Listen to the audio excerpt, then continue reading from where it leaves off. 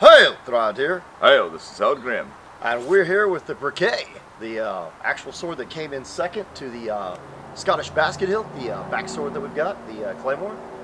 This is the Briquet. It was a French issue sword to the Fusiliers and the Grenadiers. Well, if it was Napoleonic era, actually those had all kind of melded into one unit. Pretty much. They kind of became the same soldier overall, like a basic army or marine later on. But yeah, that was given to your basic enlisted guy, and it was because they all demanded to have a sword. Correct, and this is much like a boarding cutlass, is a short saber.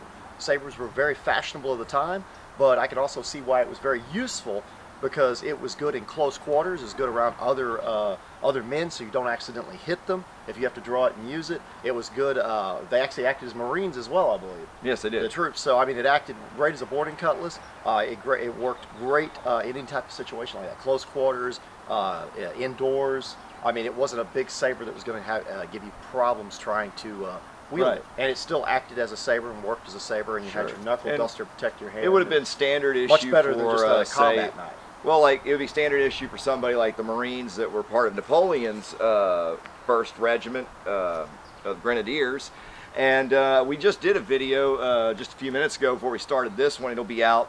You'll probably view it this weekend if you haven't already. Oh, you're seen really it. proud of the history of the Grenadiers, though. Yeah, that's what really captures me about this flag, and what captures me about this blade. It's not necessarily Napoleon's era that captures my imagination, but the Grenadiers themselves, when they were separate from, they were distinguished not as Marines as they were in Napoleon's era, but earlier period they were separated into things like riflemen and grenadiers. Riflemen were fusiliers and the grenadiers were grenade throwers. And they did have a really remarkable job. 17th century, correct, when they started? That's when they started, in the 17th century, and they faded away in Napoleon's era going into the early 19th century. But they retained it because they were so brave and to do that early period. It just became not fashionable anymore because you would die trying to throw grenades. Right, yeah, the weapons were too accurate, too good then.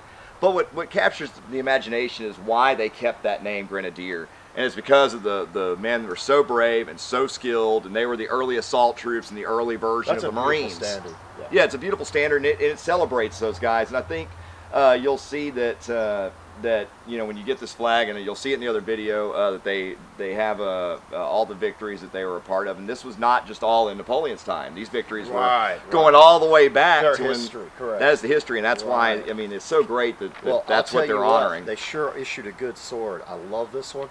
It came extremely sharp. Out of the box like that. Out of the box like that, and it's not exact, but almost a single bevel. It's not a double bevel edge. So I mean, you could sharpen it that way. That's what we touched it up like, is a single bevel. It's beautiful. Another interesting thing is that these briquets have an interesting name too, because it's sort of like the briquette out of a fire.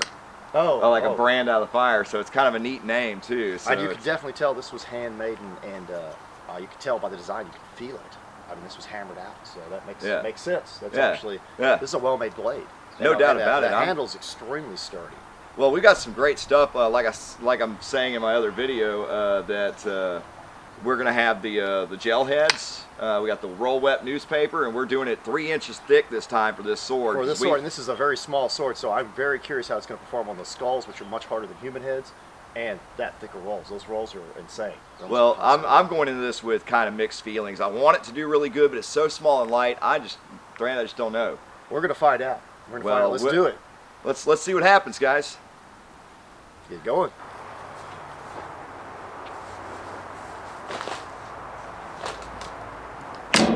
Nice! That was a beautiful cut.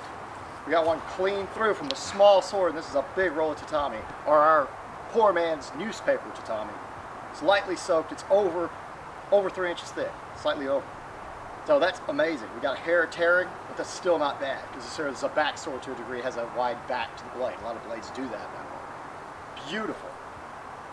I'm extremely impressed. That's very difficult to do with I such didn't have small a lot of time to lights. soak these either, so that's just That's amazing. very difficult to do with such a small light sword, though. Oh, there's not a lot of heft, and you went through like 3 inches. Towards the end a little bit there. Yeah, you went through like 3 inches of paper there. Oh yeah, and this is not that wet either. We didn't have a lot of time to prepare. Beautiful. It's spectacular what it just did. Oh, most certainly.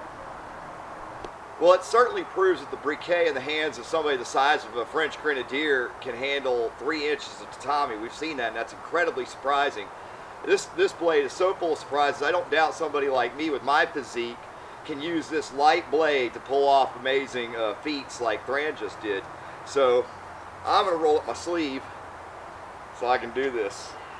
I think this is going to require a, roll up of the sleeves here, really get to work.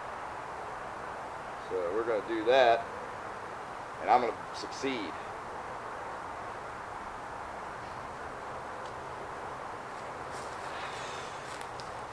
All right.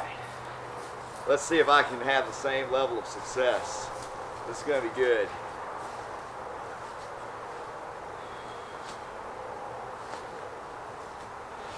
Stop! Stop! Not bad. You made it through. Beautiful. A little bit of tearing toward the back, but I think that's still that weight issue. It has to do with it's not as heavy as some blades. So the momentum of the blade is not as important as you powering it. So you powered it through. It's beautiful. And also our paper is a little dry. It is a little dry. Yeah, well, take into account that by the time I got the tearing too, that this was starting to teeter. I think it would cut almost through an arm if you cut an arm off, possibly. I would say that this would be as an early sword, like a bronze sword. I would say this would be a highly valued blade among any French enlisted infantrymen, and it'd be something I'd be proud to have in my home, Thrand. Oh, most certainly. I'd keep it for home defense. Be something to keep by your bedside. No doubt about it, man. That is one awesome blade. Loving it. All right, I'm going to try the briquet out.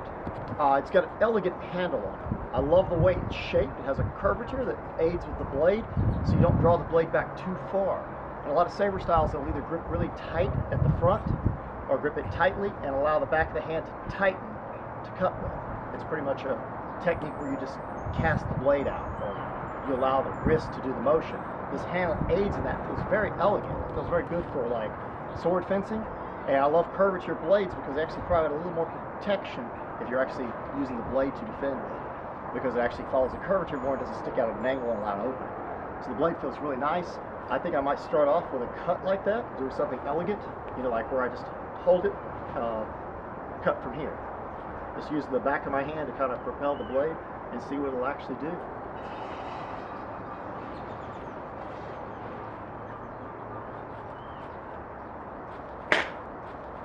Ah! Whoa, that went completely into the skull. We don't have a lot of blood spray, but we do have a cut directly in the skull, and we have blood running down. You can see it running down his eye. Very beautiful. Okay, now I shall try a cut from this side. In this case, I'm going to try a grip that some people use with swords like this, especially lighter sabers, where they grip up front and use more of the elbow and the wrist by just letting it come back so the blade doesn't cock back too far. Get a little more reach that way. You still defend with it, but I think the grip would change through combat, especially, in a real battlefield when you're trying to kill men. So let's just go ahead and try that. I'm going to try coming across. Try coming this way.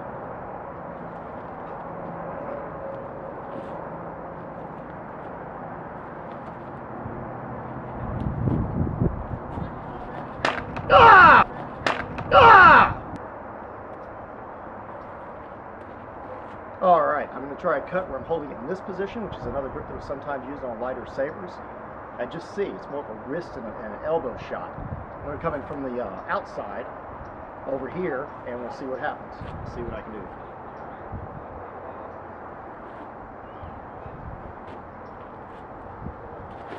Ah! Ooh. We got a cut completely through the jaw, all the way in there. That is nasty. That cut completely through our jaw and deep into there, stopping at like the base of the skull. I think it's very impressive. For such a light weapon, this is performing excellent. All right, now I'll just try a straight overhead cut with as much power as I can give it to see what it'll do. Ah! Nice, that's the best one of the bunch. That was a shot like I normally throw, so. But we got all the way in. That's like still in the head. I have seen some saber manuals with lightsabers that say do not aim at the skull a lot of times because of the penetration. This sword does not have that problem. If you hit just right with it, yes, it will go through. Right, it's a lot like a machete or something. Correct. I mean, some of those aren't as they're a little lackluster, but they still went into the skull. This man would be wounded. He'd have a cut into his skull. But this is, yeah, I would consider that he'd be incapacitated. This is straight through the eye socket. Well, you know, I have to say that despite Thrand's success, he hit that thing like he was a grenadier, like one of the really big, buff super soldiers of the French Grenadiers. But I think somebody more like a fusilier, somebody that's just a rifleman using this, might want to add have his shots hit more soft tissue around the neck and maybe more of these jaw shots, shots to the face, not so much go for these shots to the skull. Although I am really surprised by the success that Thrand had here. So I'm hoping that I'll equal his success by severing some of these arteries and maybe get really good and clip the neck some. I doubt I'll get a full decap, but you never know. These weapons from Medieval Shoppe surprise us a lot of times.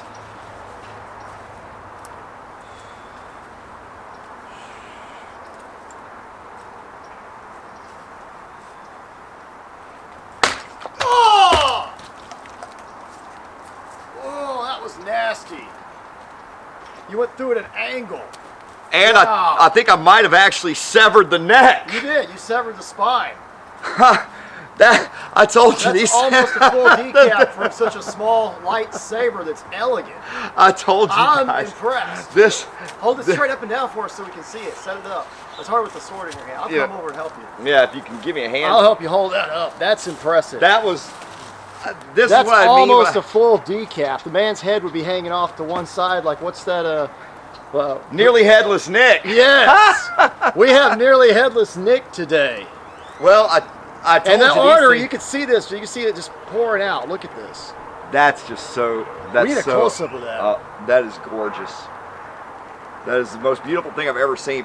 I told you these swords surprise you. Oh, yes. You never know. That would go through a neck the same way. I'd say I rivaled your success with that skull shot. Oh, yeah, because some of these, he might have been knocked out or injured badly, but not killed necessarily outright instantly.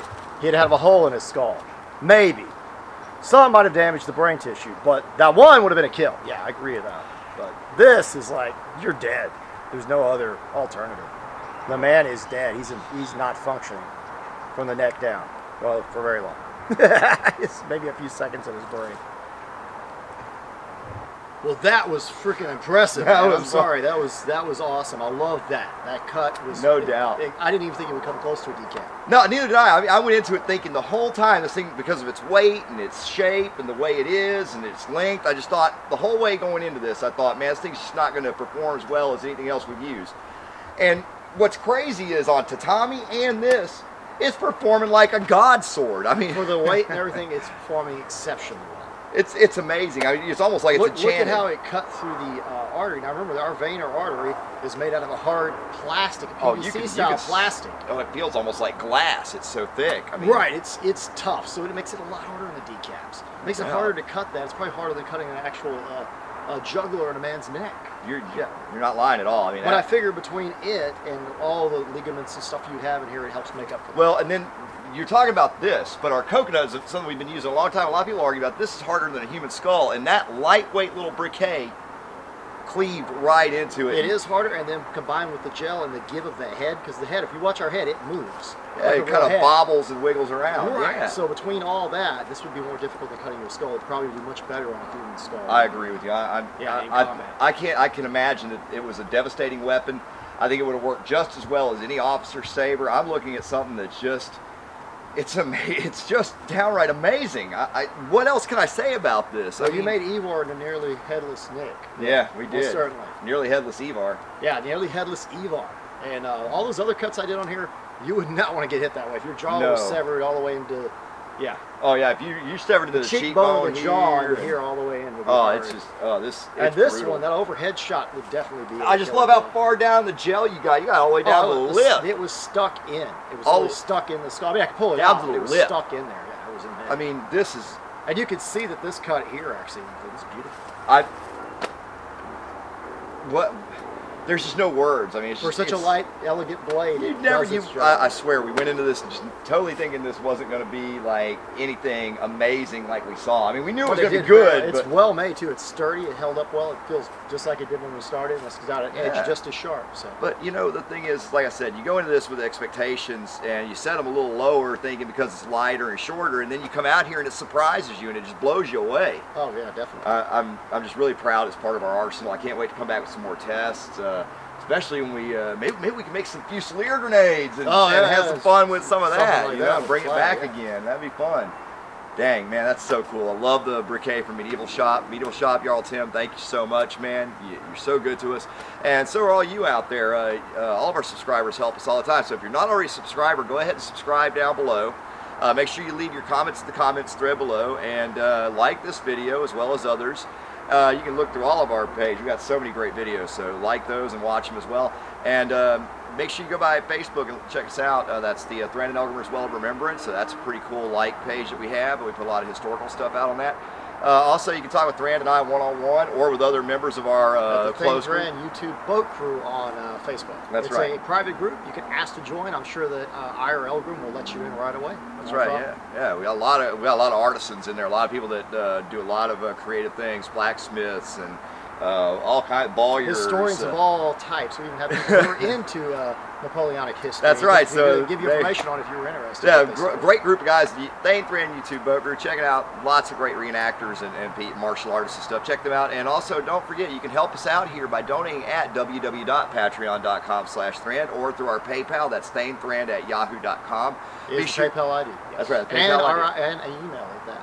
Right. So yeah, send us your donations. If you can't make financial donations, smiths, lawyers, whatever you do, you create something historical and we can use it, we'll be happy to test it out on our channel, and you know, we'll put your name out there and get other people looking at what you make.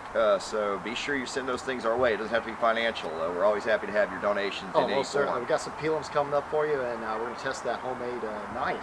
Oh yeah, we haven't gotten around to that. It's like a hunting / modern design that kind of, you know, old style contemporary. It's great. Yeah, I can't wait. Yeah, that's one we haven't gotten around to testing yet. I can't wait to check that out, see what it can do. So thank you so much for watching, guys, and stick around for some more from YouTube channel Thrand. Farewell. Well, man.